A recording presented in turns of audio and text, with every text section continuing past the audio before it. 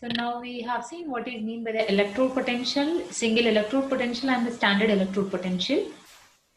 Now let us see the next topic, that is electromotive force. Electromotive force is also called as the cell potential. So previous topic we have seen electrode potential. We have seen what is mean by the electrode potential. So here electrode potential is the potential of the single electrode. So single electrode is nothing but either anode or the cathode.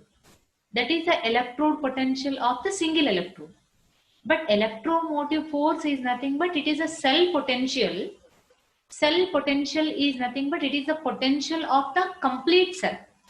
So cell is containing anode and the cathode. So cell is a combination of two electrodes, that is anode and the cathode. So here anode, cathode, these are connecting with the help of voltmeter or the ammeter. That is a complete cell. So here electromotive force is nothing but it is a cell potential. That means potential of the complete cell.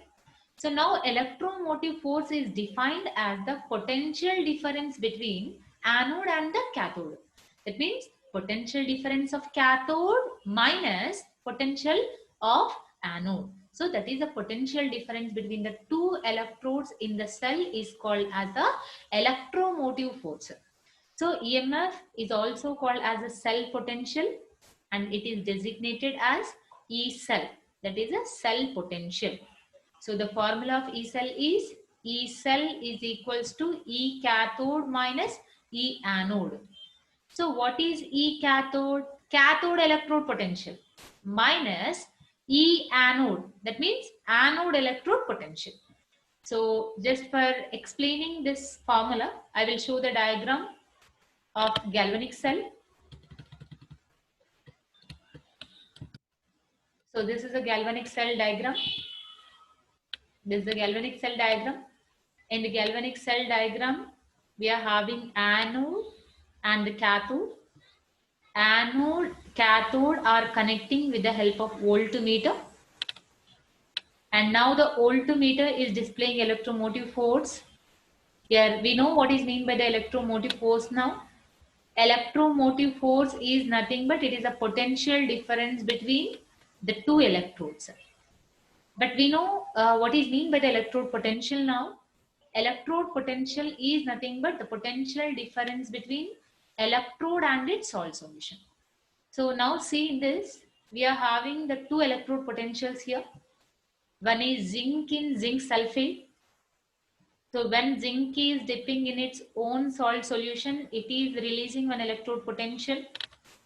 And here also copper is dipping in the copper sulfate solution. So here also releasing one electrode potential. This electrode potential is for anode and this electrode potential for the cathode. So now let us see the electromotive force formula. E cell is equals to E cathode minus E anode. So E cathode for the copper half cell and E anode for the zinc half cell. Yes. So this is a cathode electrode potential value and this is the anode electrode potential value. So that is electromotive force. It is a potential difference between two electrodes. Now the next one, standard electromotive force or standard cell potential, because we know what is mean by the cell potential. Cell potential is nothing but electromotive force. Standard cell potential. But before going to see the standard cell potential, we have seen what is mean by the standard electrode potential. I explained you now what is mean by the standard. Standard is nothing but the known value. So if any value is known, that is called the standard value. So here standard cell potential is nothing but if cell potential value is known, that is called the standard cell potential. So if the cell potential value is at the standard conditions, that is called the standard cell potential. But what are the standard conditions? Your standard conditions are nothing but room temperature, and known concentration of the electrolyte.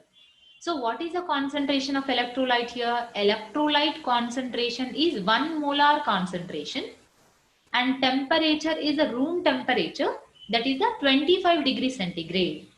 So if the cell potential value at the standard conditions, that is called the standard cell potential. So here standard conditions are room temperature and 1 molar concentration of the electrolyte.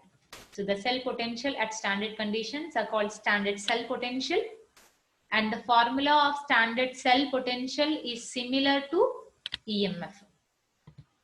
So normal cell potential we know, this is a cell potential. E cell is equals to E cathode minus E anode.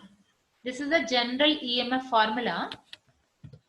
But here standard is nothing but E naught. E naught is nothing but standard. E naught of cell is equals to E naught of cathode minus E naught of anode.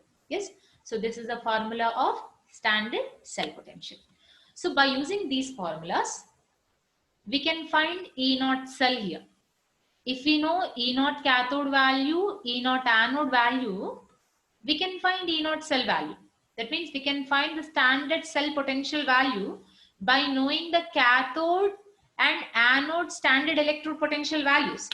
And same here, if we know E cathode value, E anode value, we can find cell EMF, that is cell potential, we can find by knowing the cathode electrode potential value and anode electrode potential value.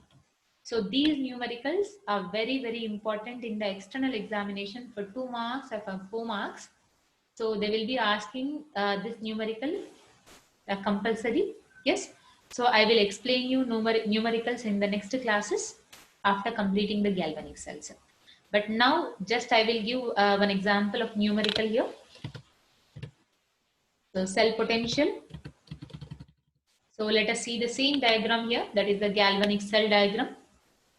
So we know zinc is dipping in the zinc sulfate, copper is dipping in the copper sulfate solution. So when zinc is dipping in the zinc sulfate, it is releasing the electrode potential value, that is the oxidation potential. But are we considering oxidation potential? No, we are not considering oxidation potential. We are considering only the reduction potential as per the IUPAC system. So we are considering reduction potential of zinc, reduction potential of copper. But we know zinc is acting as anode, copper is acting as a cathode. So we can write this as E naught anode and this as E naught cathode. Yes, but at anode oxidation reaction takes place. At anode oxidation reaction takes place. At cathode reduction reaction takes place here. So see here, for the oxidation in the cell, where the oxidation takes place? At anode. For the oxidation in the cell, E naught reduction. I explained you now, we are considering only the reduction potential values. So E naught of reduction, that means reduction potential of anode is equals to minus 0.76 volts. And for the reduction, where the reduction takes place? At cathode. So at cathode, reduction potential of copper is 0.34. So we know copper is cathode. That means this is for cathode and this is for anode. But what is E naught cell formula? E naught cell formula is E naught cathode minus E naught anode. So now we know what is E naught cathode value, what is E naught anode value from here. So this is E naught cathode and this is E naught anode. So by substituting these two values in the formula, we can find the cell potential at the standard conditions. So E naught cell value is 1.1 volt. So here electrode potential, electromotive force, units are volts. Volts are the millivolts are the units of electrode potential and the electromotive force. Yes, electrode potential symbol is E. Electromotive force symbol is E cell. Standard electrode potential symbol is E naught. Standard cell potential symbol is E naught cell. Yes. So this is about electromotive force and electrode potential. So now let us see the next topic. This is also very, very important. So that is electrochemical series.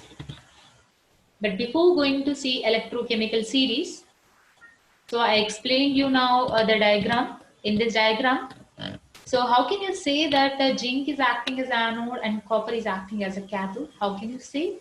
So on which basis we can say blindly zinc as the anode and copper as a cathode? We don't know, but just we have seen in the galvanic cell that zinc is acting as anode and copper is acting as a cathode. But here, this is based on the reduction potential values. Based on the reduction potential values of single electrode, that means every electrode, one electrode is acting as an anode and other electrode is acting as a cathode here. Yes. So this is based on electrochemical series. Based on the electrochemical series, one electrode is acting as anode and other electrode is acting as the cathode. So that is electrochemical series. So electrochemical series is nothing but arrangement of metals on the hydrogen scale. So how these metals are arranging? These metals are arranging on hydrogen scales in the decreasing order of reduction potentials or in the increasing order of oxidation potentials. Before that, we know that reduction potential, oxidation potential, both are opposite in sign. So if reduction potential is increasing, oxidation potential decreasing. If reduction potential decreasing, oxidation potential increasing. So what am I saying here? Electrochemical series is nothing but it is the arrangement of metals or electrodes on hydrogen scale in the decreasing order of reduction potential or in the increasing order of oxidation potential on hydrogen scale. That is called electrochemical series. But how do you know these electrode potential values? Yes. So how we know that lithium is having minus 3.05 volts and how potassium is having minus 2.925 volts of electrode potential. So how do we know that these particular electrodes are having the particular electrode potential values? Yes. So this is based on the comparison of the two electrodes. Yes. So to know one electrode potential value. So let us assume this electrode potential value is unknown and this electrode potential value is known. Yes, this electrode potential value is unknown and this electrode potential value is known. So by comparing this electrode with this electrode, I am finding the electrode potential of this electrode. That means one electrode is the unknown electrode and other electrode is a known electrode. But I said you the name of the known electrode is nothing but the standard electrode. Yes, that standard electrode is called the reference electrode. So what is mean by the reference electrode? I will explain you in the next classes. But this will be the reference electrode and this is the unknown electrode. By comparing unknown electrode with the reference electrode or by combining these two, we can find the electrode potential of the unknown electrode. So here see. So now let us assume I want to find the electrode potential of lithium. So lithium is an unknown electrode here. I said you now to find the lithium electrode potential value, what we are doing here, lithium is combining with the other reference electrode. That means other standard electrode. So here that standard electrode is the hydrogen electrode. So I will take the example by using this diagram. So this is the diagram.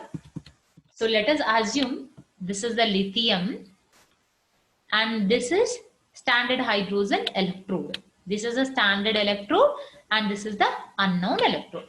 So what we are doing here, we are connecting or combining unknown electrode and the standard electrode with the help of voltmeter. But what voltmeter is doing? Voltmeter is displaying the electromotive force. What is electromotive force? It is the potential difference between the two electrodes. That is E cathode minus E anode. Yes. So it is displaying the value.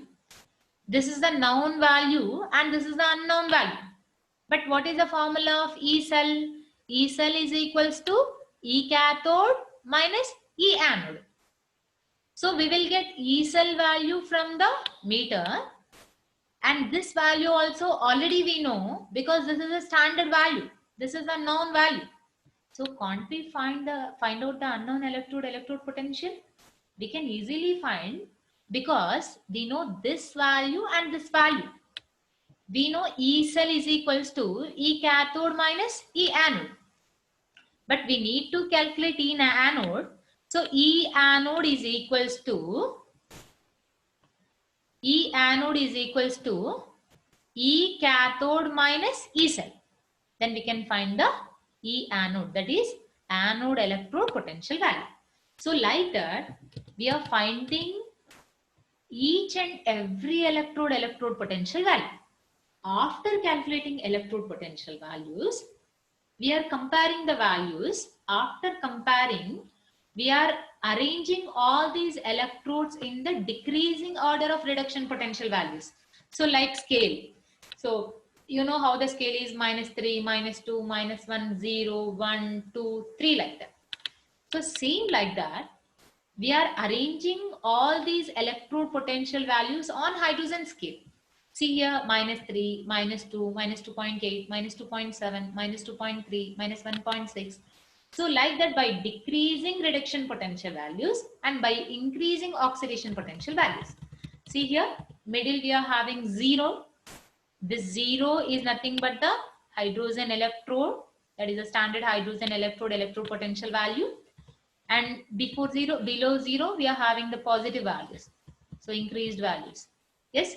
So this is the arrangement of metals on the hydrogen scale in the decreasing order of reduction potential or increasing order of oxidation potentials on hydrogen scale. This is called electrochemical series.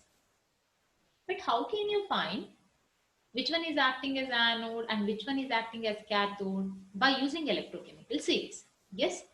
So by using electrochemical series, we can say that the top metals are having high reduction potential. Now we said that in the decreasing order of reduction potentials. Yes, that means from top to bottom, reduction potential values are decreasing. That means top metals are having high reduction potential.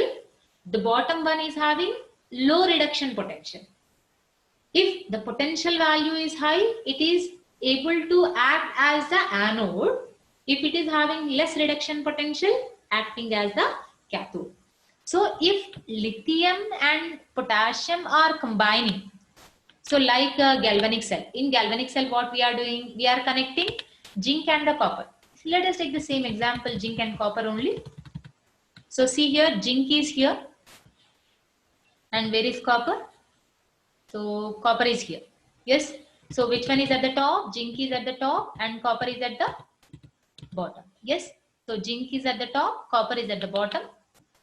Compared to copper, zinc is having high reduction potential.